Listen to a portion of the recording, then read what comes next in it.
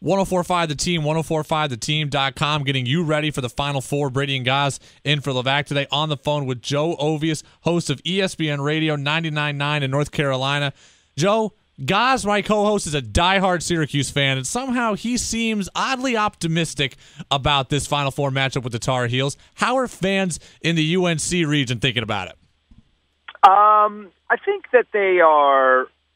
You never know what's going to happen, obviously, but I think North Carolina fans are confident enough in what they've seen out of the Tar Heels going all the way back to the regular season finale against Duke.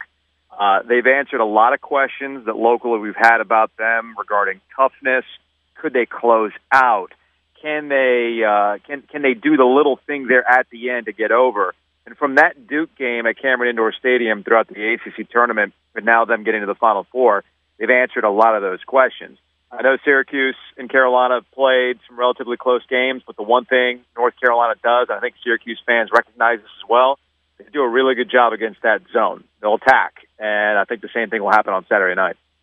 Working in the Syracuse area before, I know leading up after the 2014 season, there was always talk of what's going to happen next for this program. When's the NCAA going to come down with suspensions or probations and things like that? But now Carolina's in the Final Four. Is that discussion heating up again, or are fans trying to ignore it and enjoy the success? No, I mean, you got to remember, look, just like you guys have been close to it for Syracuse, you got to remember that we've been talking about this, man, for 6 years now. So right. When you go all the way back to the football side of things, when North Carolina tried to corral this around Butch Davis and the football program, and every subsequent investigation showed that there were more problems up until the Weinstein report. The thing is, locally, nothing is new. Nothing has come out since August when they amended their NOA, their Notice of Allegations, to add additional things to the women's basketball program. So we've just kind of been in wait-and-see mode, but you know, the time between the Elite Eight and the Final Four is an opportunity for a lot of casual people who haven't been paying attention to what's been going on with North Carolina to catch up. So you've seen a lot of national takes on what's going on. And I think that's where fans are getting annoyed with this. It's like, well, why are we bringing this up again, not recognizing that while we've been deep in this for 6 years, a lot of people who come around for the NCAA tournament have gone probably, oh, yeah, I remember the last time I heard about North Carolina, there was all this drama around it. Well, what's new? So I think they're doing a lot of catching up. I think the best example of this was Kent Babb's article in the Washington Post last week that I know Roy Williams wasn't exactly amused with, but I thought it was a really good summation as to what's been going on with North Carolina the last couple of years. Joe Ovius, radio host, 99.9 ESPN Radio in North Carolina, with us on 1045 The Team and 1045theteam.com. Brady and Gaz in for Levac. Joe, what's the key to this game for the Tar Heels? Is it their rebounding and their size inside? Is it how they can penetrate Syracuse's zone? What's the one thing we got to be on the lookout for? Well, you just nailed it right there. They rebound like nobody's business. It's been the one consistent thing all season long. Their offensive rebound numbers are off the charts. They don't get to the line a lot, which has been a problem as of late. But again, they rebound, and that's the thing that's going to be the difference maker for them against Syracuse, at least in my opinion. The last thing Syracuse wants to see is the fact that Marcus Page has actually found his shooting touch again. But I do know, on the flip side of that, NRG Stadium or Reliant Stadium or whatever you want to call it, where they're going to be playing the Final Four, has not been kind to good shooting teams. So I think North Carolina will get back to what they've been doing in the past. That's Isaiah Hicks, Bryce Johnson, obviously, who just got selected for an All-America team. Kennedy Meeks has come on in the second half of games. Those are the things that Syracuse has to look out for. Joe, Jim Boeheim did a great job in the Elite Eight matchup against Virginia, going to a full-court press, and many folks can argue that was the difference in the Orange advancing to the Final Four. Jim Boeheim, 2003, he takes down Roy Williams in the national championship game. If Syracuse upsets North Carolina this weekend, is the loss fully going to be on the shoulders of Roy Williams? That's the beauty of this area, man. We've had so much. Look, when Carolina lost to Duke at the Smith Center, when they gagged away that second half lead, and Duke improbably came back to win, I call it Fire Roy Twitter. It's this contingent of Carolina fans who are just over Roy. They're over his shtick. They're over the loss of recruiting over this period of time that they've been dealing with the NCAA business. They're just like looking ahead, the shiny new object. We got to get Brad Stevens from Boston, even though he's like never going to leave the NBA. We should have gotten on Shaka Smart when we had the chance. They're always on that next thing. And I'm sure there's a contingent of Syracuse fans who are in the same boat when it comes to Jim Boeheim. So Fire Roy Twitter was at this peak around that time in February.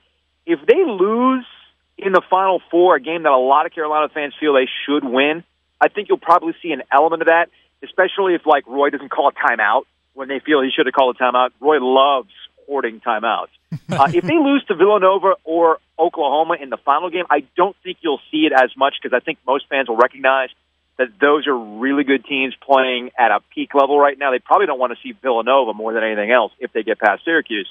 But I wouldn't be surprised. Look, every fan base does this. Hell, Virginia fan might be upset with the way Tony Bennett saw that 16-point lead evaporate, okay? So this is, fans are going to fan out. You only take so much with it. But the speculation around Roy Williams ain't going to go away. We just kind of deal with it. Joe Ovius, radio host, 99.9 ESPN in North Carolina, with us on 104.5 The Team and 104.5theteam.com. Joe, switching gears to a North Carolina team that's not playing this weekend in Duke, I have to ask, what is the unbiased perception of Grayson Allen on Tobacco Road, in the triangle down there? Is he an entitled punk? Is he a misunderstood 20-year-old? What's the view of Grayson Allen? Well, I think the fact that he's got Duke across the chest adds to the angst around him. If Grayson Allen was playing for any other team outside of, say, Kentucky, if he played for any other program, I don't think you'd get to the level that we reached with Grayson Allen. And you got to remember, I didn't grow up in North Carolina. I grew up in South Florida, so all this stuff to me is pretty much from an outsider's point of view, even though I've been living here for over 20 years. But I didn't grow up, like, having my crew that I rooted for. But from an outsider's perspective, I've always found it fascinating that for whatever reason, be it success, being that in college basketball we always find the scrappy white kid annoying, whereas like in the NFL we love the gritty, Danny Amendolas of the world or Wes Welkers. But in college basketball we usually find those white dudes annoying, and it's ratcheted up when he's got the Duke uniform on. Now, when you strip that away, Grayson Allen still has some things he's got to work out. And honestly, I think that what happened when he got a reprimand from the ACC got into his head, and I think it kind of got to Duke's year. He was doing the head snap, looking for the fouls all the time.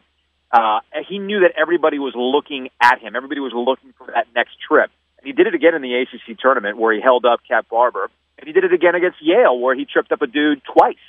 So I think it got to him, and it would get to anybody who is his age. And frankly, I think this is the reason why he'll end up going pro, because I don't know about you, but I don't want to imagine another full season of Grayson Allen. Like, I can't deal with it. I don't want to deal with all the hot takes that would emerge with Grayson Allen, because, hell, we saw it in the Final Four last year when Grayson Allen emerged off the bench and was a key difference maker in that game against Wisconsin with the dunks and the being scrappy and everything else.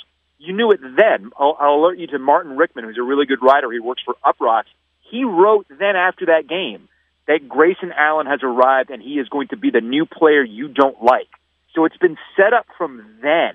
I can't deal with another year. I actually hope he goes pro. Joe Ovius, radio host in North Carolina, 99.9 The Fan, ESPN Radio, getting you ready for the Final Four, also talking a little Grayson Allen. And, look, I've defended Grayson Allen all along, but for your sake, I hope he goes pro. Joe, thanks for being with us. All right, man. Take it easy.